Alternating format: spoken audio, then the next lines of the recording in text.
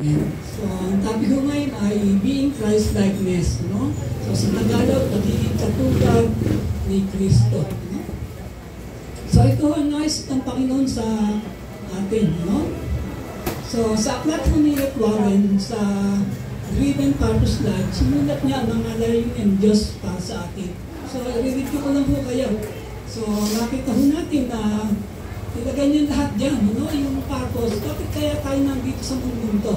No? So, nandito ho tayo dahil may purpose ang Diyos para sa ating lahat. No? So, ano ba yung mga purpose ng Diyos para sa atin?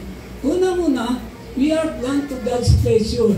Kaya ho nandito tayo, gusto ng Panginoon na babigay natin ang kapurihan para sa kanila. So, sa Kanya, natutuwa ang Diyos kapag natutuli natin siya sa bawat ginagawa natin. So, number 2, we were here for God's family. No? So, kaya nandito tayo sa mundo, naging bahagi tayo ng isang pamilya ng Diyos. Pamilya ng Diyos, nagkakaisa-isa, pamilya ng Diyos, na nagmamahalan at nagtutulungan sa lahat ng gawain. So, pangatlo, purpose, sabi dyan, you are saved for serving God.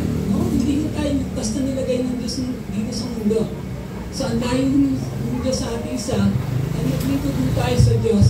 Ang paglingkod sa Diyos ay kasama dyan yung maglingkod din tayo sa mga tao na kasama natin sa iglesia. At hindi lang sa iglesia, maging sa ibang tao na nais, no?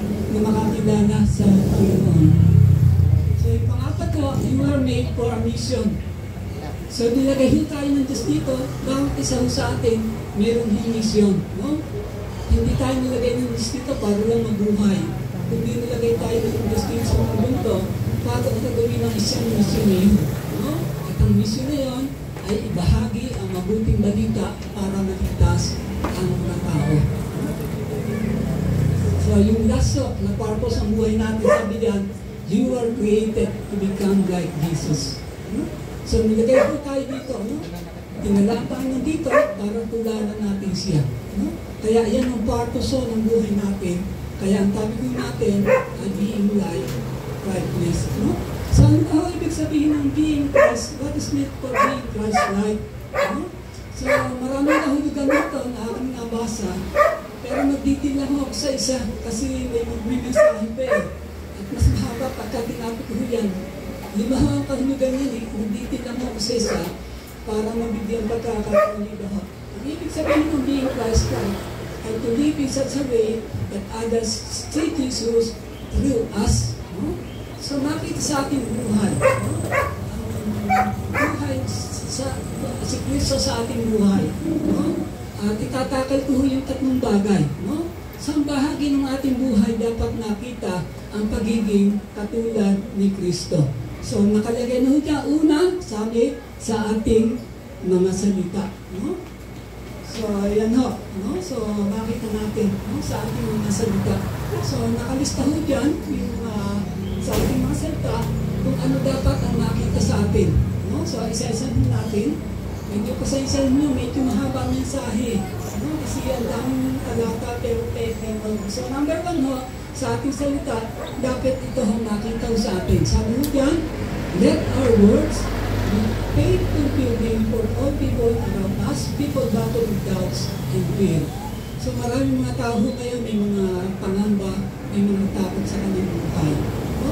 So kailangan ho natin sa ating buhay marinig sa ibang tao tulad ng ginawa ni Kristo kung paano maalis yung doubt, pagdududa, yung pagkatakot yung fear. No? So kailangan yung mga words natin, faith building. So ano ba sabihin ng faith building? Ito ay nakapagpapalakas ng ating pananampalataya sa mga tao makakaroon ng ating salita. So maraming kasi ngayon, lalo pag may problema, lalo pang dinadagdagan ng problema. Pero sa ating dapat tulungan natin sila. Dapat faith building, patatagin natin ang ating pananampalataya sa kanila. So ito may example sa Matthew 14, 22-29. So kwento ko na lang ho kasi medyo hahaba ho eh. So nakita natin lumakad si Jesus sa ibabaw ng tubig. So pagkaraan ng Panginoon na sila yung humayo. No? So nakita natin yan. Sabi yan, lumakad si Jesus sa ibabaw ng tubig. At Hanggat yung sa kay Jesus sa mga hanggat pinauna sa kanyang ibayo. Samantala po niya ang mga tao. Matapos niya pa, sila mga ito, mag-isilang umakyat sa bundok upang manalangin. Nag-isa siyang inabutan. Samantalang bangka ay nasa tao, nangunit siya ng pangkaw ng araw dahil pasunod ito sa amin. Nang madaling araw na isunod sa Jesus na naglalakad sa ibabaw ng tubig. So, busy-busy ang Panginoon, no? Sa paglingkod, maging kanyang mga alagad. At makita natin, pinauna niya yung mga kanyang mga alagad. At makita natin sila ay sundan ng ating Panginoon. Yung sulat, sabi ko, 25, madaling araw na sunod, sila sa Jesus at naglalakad sa ibabaw ng tubig.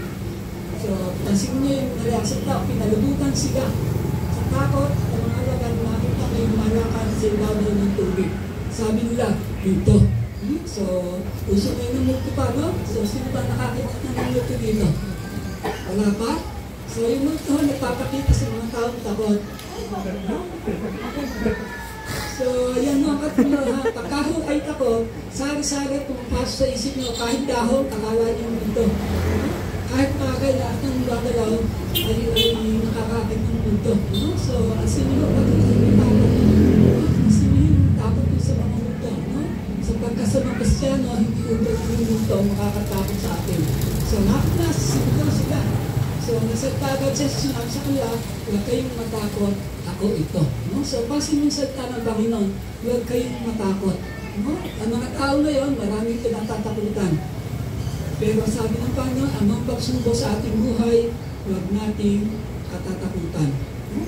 At makita natin, maging sa buhay ni Pedro, siya ay natakot din. Kung pag-aaralan mo natin, sinabi pa rin, Panginoon, kung talaga ikaw mayan, papuntahin mo ako dyan sa katikawan mo sa ibaw ng tubig.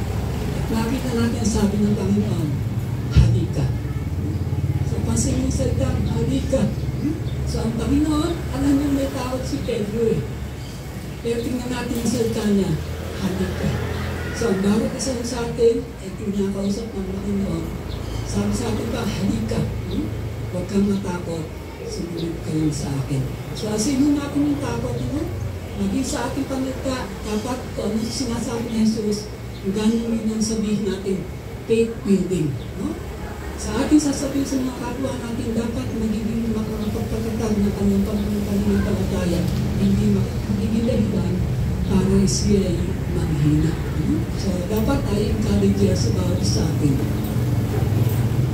So, pangalawa, sabi ka, let your words be comforting for people have ones you cannot see.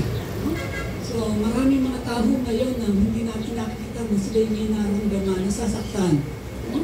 Nasasaktan sila dahil sa sinasabi ng iba. Nasasaktan sila dahil sa nangyayari sa kanilang buhay. Nasasaktan sila dahil sa nakikita rin sa paligid. Pero ano dapat, ano sinabi ng ating Panginoon? No? So, sabi, dapat maging comforted tayo para sa kanila.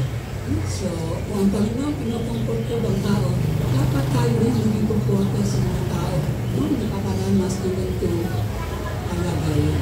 So, for example, sa buhay ng isang byuda. No? So, tignan mo natin kung paano pinocomfort ng Panginoon isang byuda.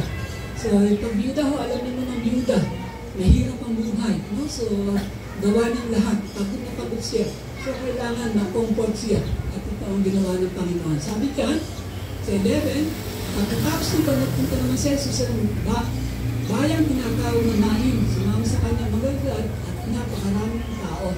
Nang malapit siya sa pinto ng bayan, may isang malaking namatay na dala ang tao patungo sa bibingan. So, makita ho natin na ang isang tao, may namatayan siya. Isa sa masakit sa pangyayari sa buhay ng tao, yung mawalan ka ng anak. Hindi ba kayo? Kasi ang hirap ko magkaanak, no? Lalo mga babae. Kita ko yung hirap, no? Kung paano mga nanganak, talagang sinisigaw, umiiyak.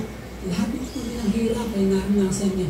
Kaya napakahirap sa isang magulang na mamatay ang iyong kaisa-isang anak. No? So, makita natin, napakaraming tao sa bayan ang pag-ibig. So, nahabag ang Panginoon. So, ang nakita natin, ang Panginoon ay nahabag nung makita niya ang namatay. Dahil sinabi na rito, huwag kang iiyak. So, yun yung salita ng Panginoon, yung comfort na ginamit niya. Huwag kang umiyak. No? So, bakit? Kasi gusto yung comfort ng Panginoon, ang taong to, na nawala na ano. Makita natin, dahil sa habag ng Panginoon sa 14, nilapitan niya at hinipo ang kabaong. Nakakatakot, kabaong na nandun sa So, at tumigil sa may pasan nito, sinabi niya, binata, sinasabi ko sa iyo, bumangon ka. Then, bumangon ang patay, ang salita, so nakita natin yung comfort, no, ng Panginoon. No? So, binuhay ng Panginoon yung bata. At ito naging kaaliwan ng ina. No? So, sa ating buhay, sa ating pagsasalita, kung anong ginawa sa Kristo, dapat sa bawat sasabihin natin, ito yung maka-comfort sa mga tao. Nakita natin na meron silang pasanin o naranasan na pangit sa kanilang buhay. No? So, number 3, hawa. Let your words be uplifting for people, get counted criticism and discouragement. No? So, panahon ngayon, ang mga tayo magaling na mag-discourage. No? Yung mga maraming tao na hindi mag-criticize. No? At bahagi tayo nakakaramdam niyan. No? So, huwag na papasinan yan. No? So, ang Panginoon, siya nagsalita at nais niyang pasin yung discouragement at criticism sa buhay natin. So, siya nagsalita na para ma-uplift. Ibig sabihin, may itaas ang antas ng kalagayan ng tao. Maitaas ang kanyang pagkatao. At ito ang ginawa ng ating Panginoon. So, sa Lucas 10:17-20, so ito ang paano tinaas ng Panginoon. Yung buhay ng tao na nakakaranas ng criticism at discouragement. Sa 17, sabi dyan, bumalik ang 72. So, ito yung pagkatapos ng 12 na sinugo ng Panginoon, nagsugo pa rin mo siya.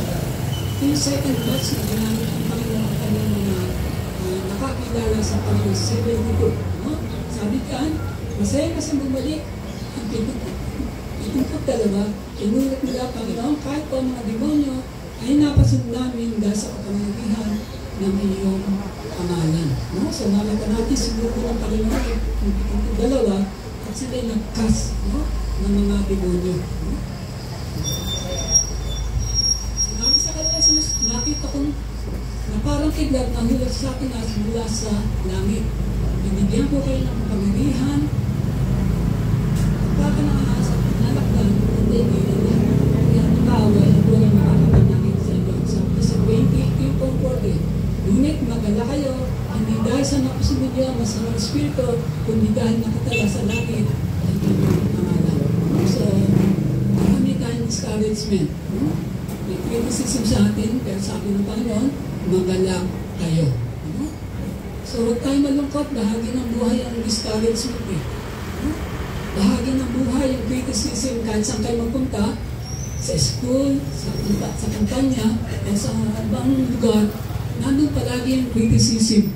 Ano? At hindi maiwasan, dapat natanggap natin yan at alam natin ang salita ng Panginoon na dapat kundi natin. So sabi diyan, naging magala tayo. So kaya pag may pagsubok mga kapatid, sabi nga praise the Lord tayo. No? Ang problema kahagi ng buhay ng Kristiyano, hindi mawala yan. Lalo na sa bagong Kristiyano. No? So, pag tinanggap niyo ang Panginoon, bahagi na yan. At huwag kayong matatakot dahil tinatest tayo ng Panginoon sa ating pananampalataya. So, makita natin, yan ang salita ng Panginoon, dapat ma-uplift natin ang nakikinig. So, number 4, sa ating mga salita dyan, let your words be calming. For God has promised to bless you if you are His nature. So, alam natin, maraming mga tao ng dugulo no? Lalo na sa buhay natin. No? Lalo na sa panahon na yan. No? So, ang dami ng nangyayari. Ganito, may magkakaroon sa una. So, dapat yung mga sasabihin natin, tulad sinabi ng Panginoon, dapat kalmado lang palagi tayo. Imbis na ma-discourage dapat, ang sabihin natin, makakakam na sa kanila. Makakapagdulog ng loob sa kanila at hindi magtudulog ng pangba sa kanilang buhay. So, ito sa Kawikaan 15:1. Sabi mo dyan, ang manumayan na sagot, nakakapawi ng galit. Ngunit ang tugon ng maras, ay hindi mawawagi. So bilang mga Kristiyano, tulad ni Kristo, dahan-dahan na siya magsasalita. At sa atin dapat maging malumanay tayo. So anumang tinatanggap natin, pangit na salita, bis lang tayo. No? Huwag natin papatuloy mga tao sa hari-hari sinasabi sa atin, criticism o discouragement. No? So bis lang tayo. At alam naman ng Panginoon, no? Ang buhay natin, at alam niya kung ano ang ginagawa natin. No? Kaya dapat palagi tayong hanggang lang. No? Lalo sa trabaho. No? So kala ko yung pag-aaral, napakahirap eh. Nagdaan na reklamo, mga estudyante na ang hirap pag-aaral. Pero alam niyo ba, hindi yung pag-aaral ang hirap. Kaya mga estudyante, huwag kayong ma-discourage ha. Partang yan, hindi yan napakahirap. Ang mahirap pagka nagtatrabaho na kayo. Ang daming maranasan. No? So ako, ang dahil naranasan eh. No? Nasabi ko sa inyo ang buhay ko noon. No? So meron nagtangka sa akin buhay. Tapos kung kumuha isang medyo, nagtatago ng hidden wealth niya, para lang na-save siya. No? Kinuha ko siya, pero balak akong takutin, balak akong bakayin. No? Nagpunta ako sa Mindanao para magturo. No? Pinagala ko ng DOST as part ng training, 1 week doon. Pero pagdating ko doon, natakot ako kasi yung building na aking pagtuturuan, pinagbabanatan ng N50 Carnival Driver. No? Butas-butas yung pader. Nandun naman ako sa hanggang sa corporation, inakusahan ako ng commander ng NPA, sabi napakahigpit ko. Sabi ko, hindi naman ako mahigpit eh, mabait na ako eh. Kasi pangkampang isda, pag mag-aharap kami, binibigay namin sa mga taong baryo, ano? Para lang matulungan sila. And yet, so yung kapitan doon, yung commander, mga kakasakit mo sa Laguna, idadaan na ako na sulat. Sabi sa akin, dahan-dahan lang mag-ingat ka. Pero hindi ako takot kasi alam ko na hindi mo naman gumagawa ng ganun. At alam ko hindi ako pababayaan ng Panginoon. Kaya hanggang lang ako eh. No? Hindi ako parang magpanik. At alam ko naman na hindi ako pababayaan ng Panginoon. Maging sa pagtugon, hindi ako tumutugon sa kanila. Palagi ko sinasabi, ang dala niyo ay pa rin, ang dala ko ay salta ng Panginoon. No? So pagkatapos ng naging maliwanag na yung hanggang bulak-lak eh. Naging mag-NPA, hindi na ako ginagalaw. No? So minsan harap-harapan, talagang hindi na nila ako nagalaw, lalo na sa mabitak. No? So sa mabitak ang babaan ng NPA. No? So nakita ko rin na magkasama kami sa yan, no? Ni Commander Tex. At hindi siya nag-aamit sa akin. I'm safe kasi hindi magsalita. Hindi ako nagsasalita ng laban sa kanila. Magsalita ng Panginoon, lagi inisip ko. Kung ka ng pangit, sasalita ka ng masama, gagatihan ka. Kung kalmado ka lang, ang Panginoon ang bahala sa kanila. Kaya mga kapatid, sa ating buhay, sa pagiging Kristyano, ingatan natin ang ating masalita. Ang salita ng Panginoon ang magbigay ng inspirasyon sa atin. Kung ano ginawa ng salita, ang mga binahagi niya sa pagtugaw sa mga nangyayari sa buhay, dapat nakita sa ating buhay. Ang pagiging Kristiyano ay nakikita una sa salita. Sa pangalawa, sa pagdugan. Sa pagdugan sa let your words be character build up that you may be people better than you found them. No? So, kanina, faith build up. No? Sa pangkito, sa letter yung sabi dyan, character build up. So, maraming tao ngayon ang nangangailangan na yung i-build up yung character eh. Yung patatagin ba natin sila? Marami kasi nagiging negatibo, nagiging character. No? Yung mga Kristiyano, nagkakaroon negative na character. Pero ang Panginoon, binibuild up niya yung mga tao. No? Sapagkat aniwala siya, gusto ng Panginoon na ayos ang buhay natin, nakita ng mga tao, ang mga sinasabi natin ay makaka-build up ng character natin. So, ingatan natin na sa ating pasalita. So, dapat habang tayo nabubuhay, kung anong sinasabi natin, yung makatulong sa kanila, sa Panginoon. So, sa ating nasasabihin sa ating anak, sa ating asawa, sa ating mga katrabaho, dapat yung makaka-build up ng karakter nila para pagdating ng panahon, sila rin ay magamit ng Panginoon. So,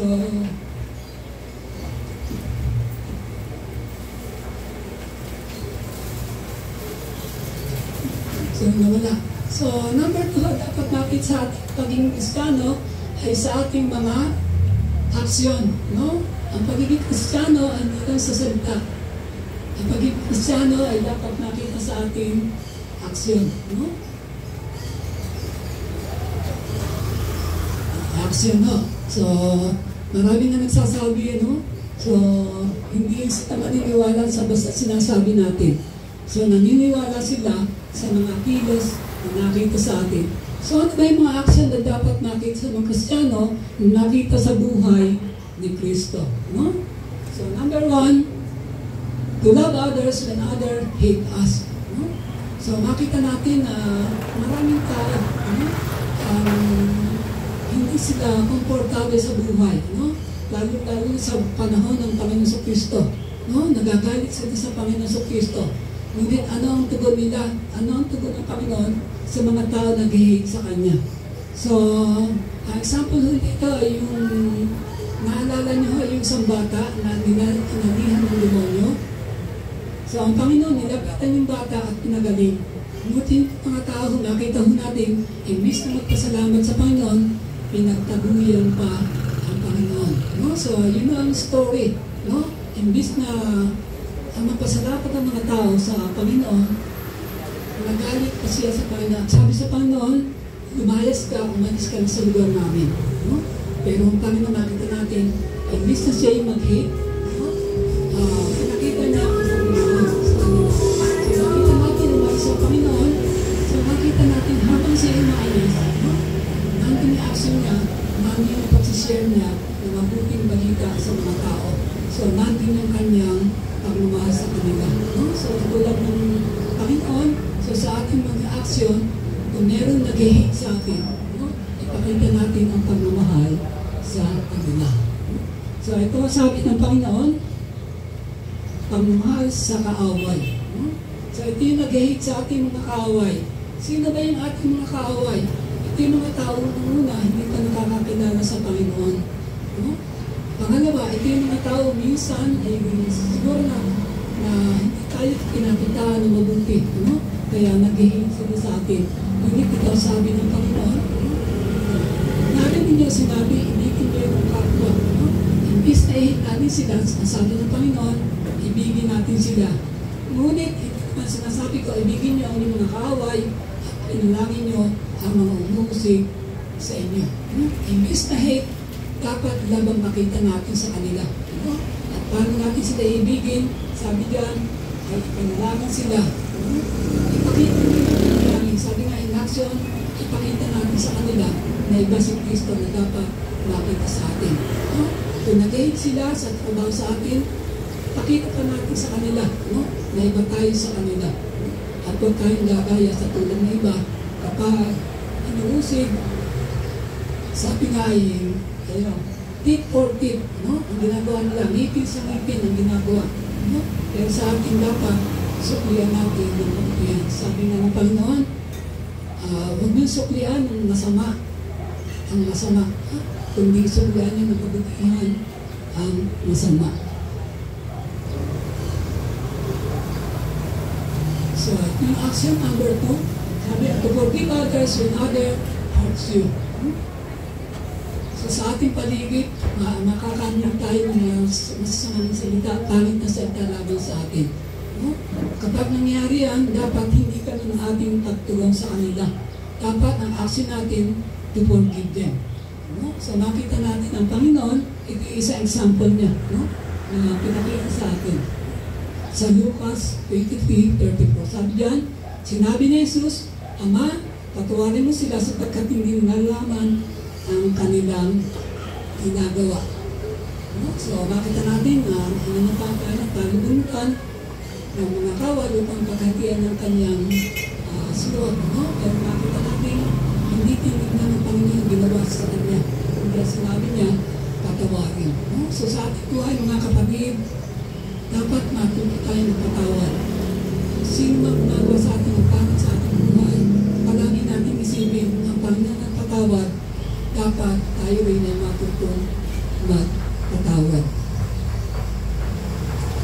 So, ito yung story ng Korean parents, no? So sa Korea ho ay ang United States ay nag-offer ng free scholarship.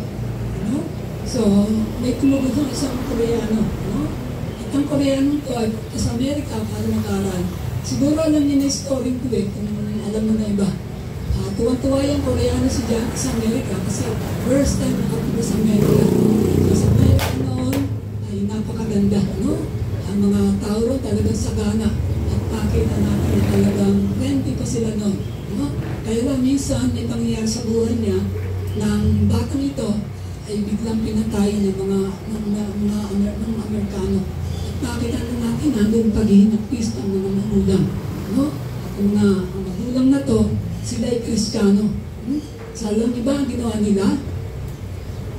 Ginawa ng Koreano to, pumunta sila sa Amerika. No? Hindi para kasuhan yung taong pumatay sa kanilang anak. Pumunta sila para magpatawad. So pumunta sila sa bilangguan, kinausap nila yung pumatay sa kanilang anak, at pinapaliwanagan, no? Ano ang ginawa ni Kristo sa mga taong gumagawa ng masama. At sinira nila ang buhay ng pagiging Kristiyano. So makita natin, matapos niya sira yung pumatay sa kanilang anak, nakikita natin na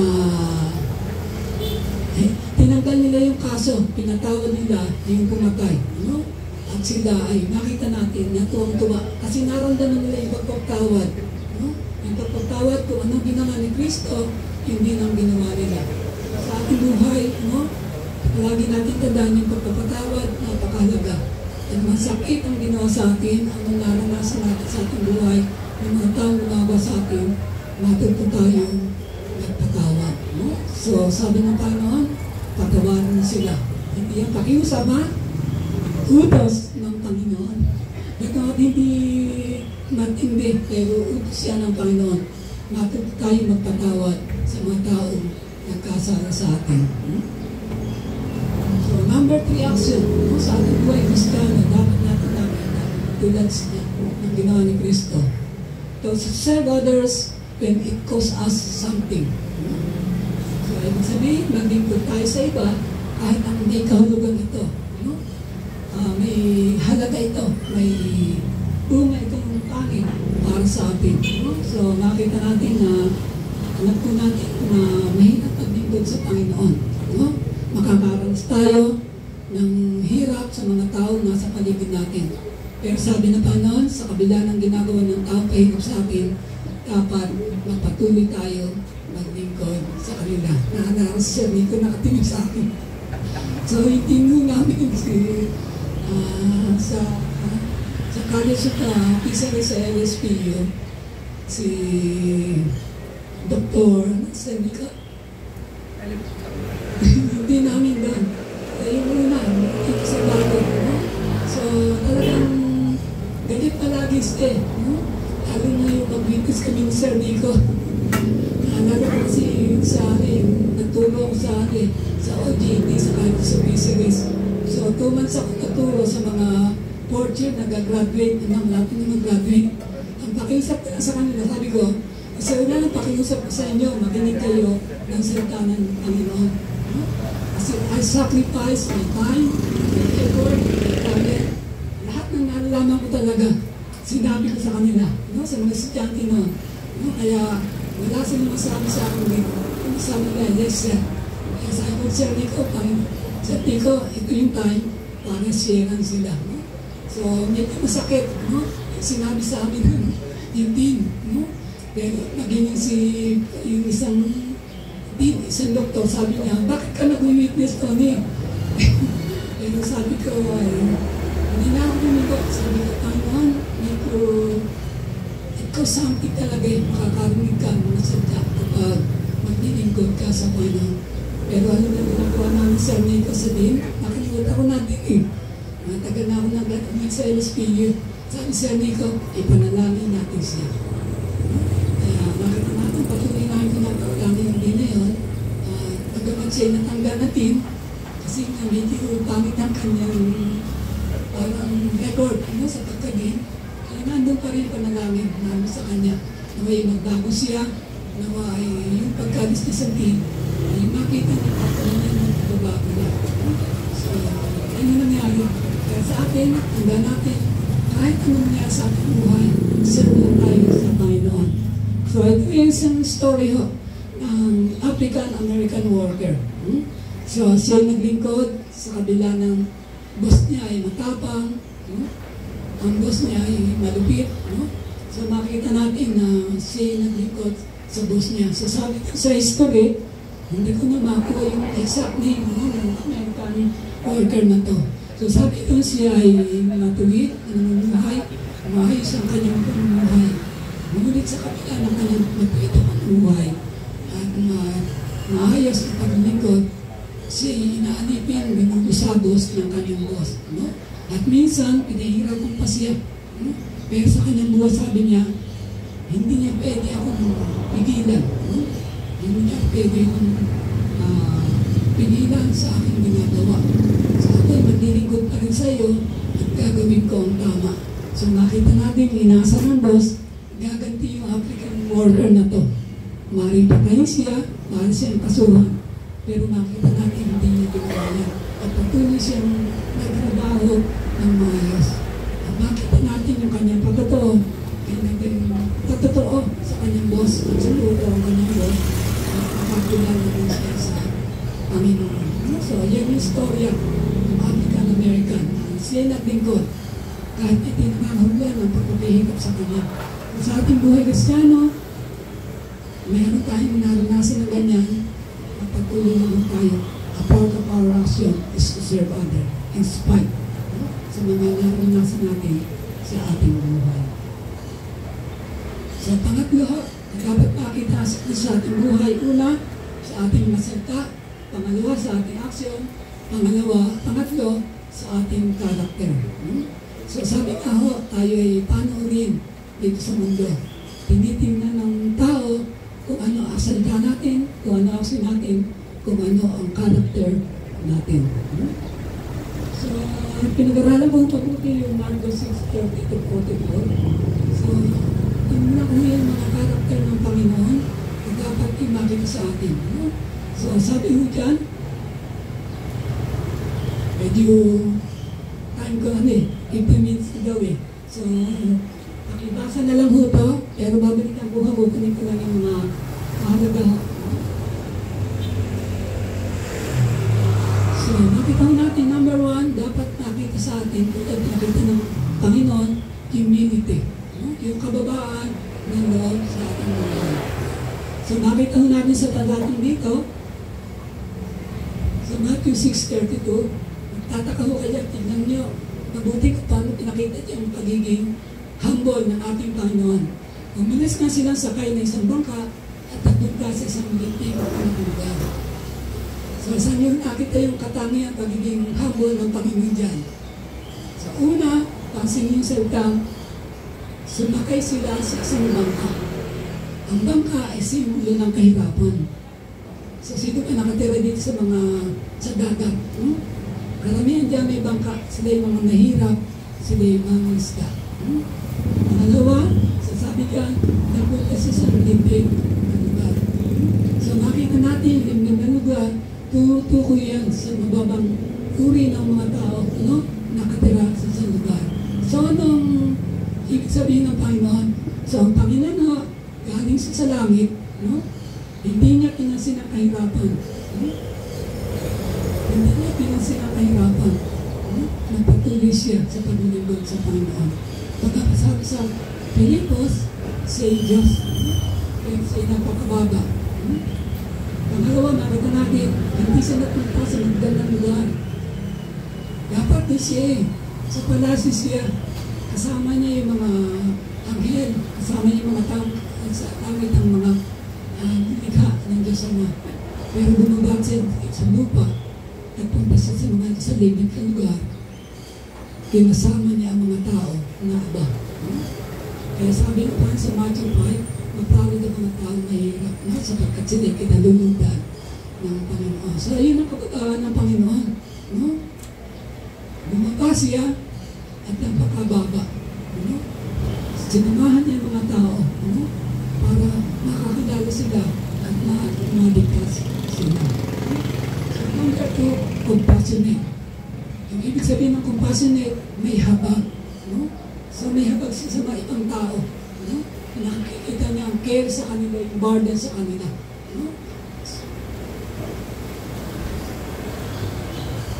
So, makita mo natin sa Matthew 6:33 to 34. Diba?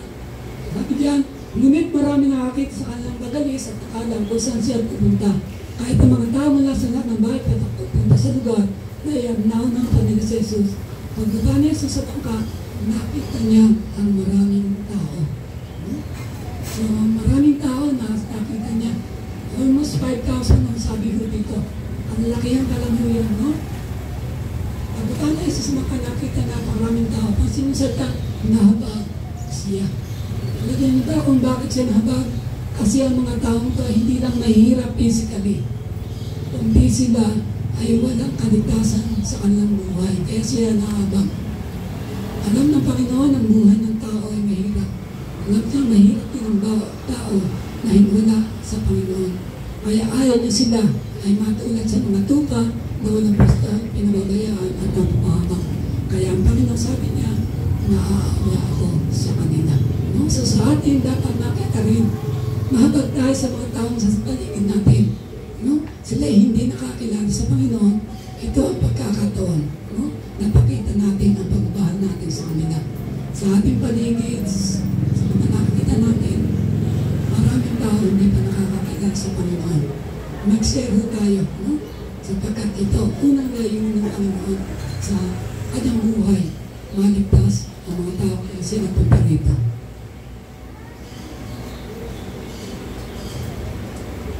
So, makita natin, share ko lang mo yun sa aklat ni Mondragon sa Save to Serve. So, ang unang-unang sinabi ng karakter ay be compassionate. No? Kasi nakita yung concern niya sa mga tao. At kung babasahan niyo yung aklat, nandun yung kanyang concern sa mga tao. No? Kaya basahan niyo yung aklat ng Save to Serve at makikita niyo kung bakit ito ang unang-unang karakter na sinabi sa aklat ng Save to Serve. So, number 3, saving money. So, sa Biblia, walang direct na sinasabi Panginoon na mag-ipon. At yung Panginoon, hindi siya nag-ipon, ha? Pero makita mo natin sa Biblia, may mga pahayag sa Biblia na kailangan nag-ipon tayo. No? So, makita mo natin. So, sabi niyan sa Marcos 6:37-38, ngunit sinabi sa kanila Jesus, bigyan mo sila ng makakain, sumagot ang naglahat, nasa kubang niyang bumili kami ng pagkain sa halaga 200 sa labing pila. So makita natin, ang mga disipulo, sila yung nagsasave. Bakit sila nagsasave? Kasi tinukuhan sila ng Panginoon kasi gagamit sila parang araw. Sa paglingkod, hindi lang salita ang ating sinasabi.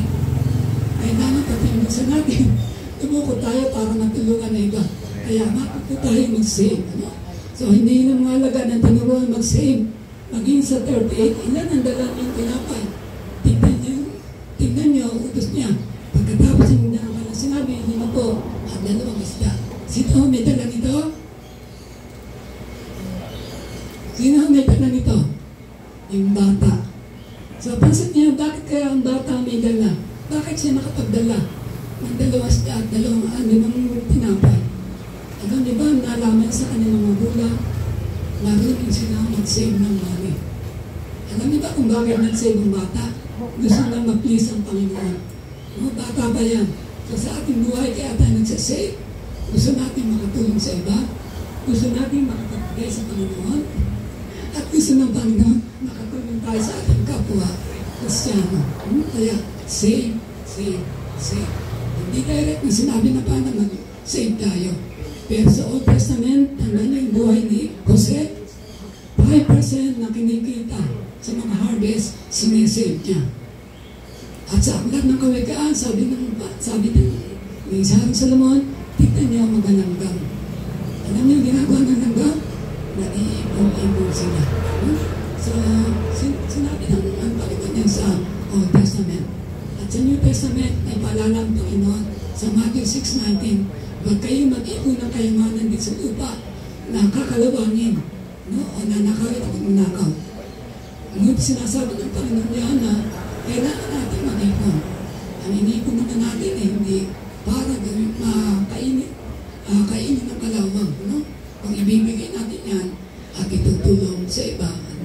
sa Panginoon. So number, be thankful. Ano? So ang Panginoon, tinutulungan niya tayo na dapat tayo magpasalamat. Dapat matuto rin tayo magpasalamat sa bawat tinatanggap natin. So sa verse 41, no? So binabasa natin. So makita natin, kinuha ni Jesus ang 5 tinapay, 2 isda. Tumiglasya sa langit at nagpasalamat sa Panginoon. So ang Panginoon sa lahat ng ginagawa niya, palaging pasalamat sa Ama. So sa ating mga Kristiyano, kung gusto natin matulad kay Kristo, so matuto tayo magpasalamat. No? So unang Thessalonica 5:18, sabi niya, give thanks always in all circumstances, for this is the will of God. So ano man mangyari sa ating buhay, matuto tayo magpasalamat. Kung may pagkain na wala, magpasalamat. Kung may pagsubok, kung para, matuto tayo magpasalamat. Kung anong kalagayan na natin ngayon, matuto tayo magpasalamat. Ilang minuto na lang, 3 minutes na yan. Be frugal. No? So, ang Panginoon nakita natin, naging frugal siya. No? So, ang ibig sabihin ng frugal, ang Panginoon, tinuruan niya ang kanyang mga alaga na maging masinop. No? Tingnan natin sa verse 43. At ang tipunin ng mga alaga na lumabis at tinapes na, nakapuno po sila ng 2 kain. Pagsisinop. No? So sa mga Kristiyano, dapat huwag tayong gastos ng gastos. Sa bawat kinikita natin, maglaan tayo sa Panginoon, maglaan tayo sa pamilya, maglaan tayo sa mga tao na nangangailangan. No? Huwag yung bara-bara, yung susweldo, pagkasweldo, utos biyaya, no? Lalo sa gobyerno. No? So tanggapan ako ng 14th month pay ngayon. At makita niyo ang mga tumatanggap ng 14th month pay, nasa mall, nasa ibang lugar, napunta sa ibang bansa, utos biyaya. No? Pagkatapos doon, pupunta sila sa London. Alam niyo London, mangungutang ho. Naglolong sila. Kaya huwag mangyari sa atin lang na tayo pupunta sa London, pupunta tayo sa mga tao para mutang, para tayo mga bulugi, nagmamakawa tayo sa kanila. Sabi ng Panginoon, be frugal. No? Maging masinop tayo sa lahat. Pera, pagkain, damit, be frugal tulad na sinabi ng Panginoon. Lalo na ngayon, maraming tatanggapin sa gobyerno. 13, 14, yung maraming tinatanggap sa gobyerno na yun eh. Sabi ko yung anak ko, hindi ko anong tinatanggap niya. So alam ko, binigyan na ako eh. Anak ko eh, yung pera sa mga tinanggap niya. Kaya, dapat sa anak ko. Anak yan. So, lahat naman ang ibibig sa akin, iniipon ko eh. Kaya, kahit wala akong pera, nahawak, kasi binibigay ko sa asawa ko yung sweldo ko. Pero may pera pa rin ako. Kasi marami nang bibigay sa akin. At meron akong emergency fund sa aking buhay. So, pag may sumisyonary na mga kailangan, hindi ako kumukuha. Pag may mga estudyante na mga kailangan, hindi ako kumukuha. No? Hindi nawawala sa akin ang maging frugal at magtipid. No? Sapagkat yan ang ginawa ng Panginoon. Last. Ito na yung last na karagat ng Panginoon na dapat makita sa atin. Giving glory to God. Dapat sa ating buhay, matuto tayo magpuri. Ibigay ang karangalan para sa Panginoon. Kaya ang Panginoon ay naging compassionate.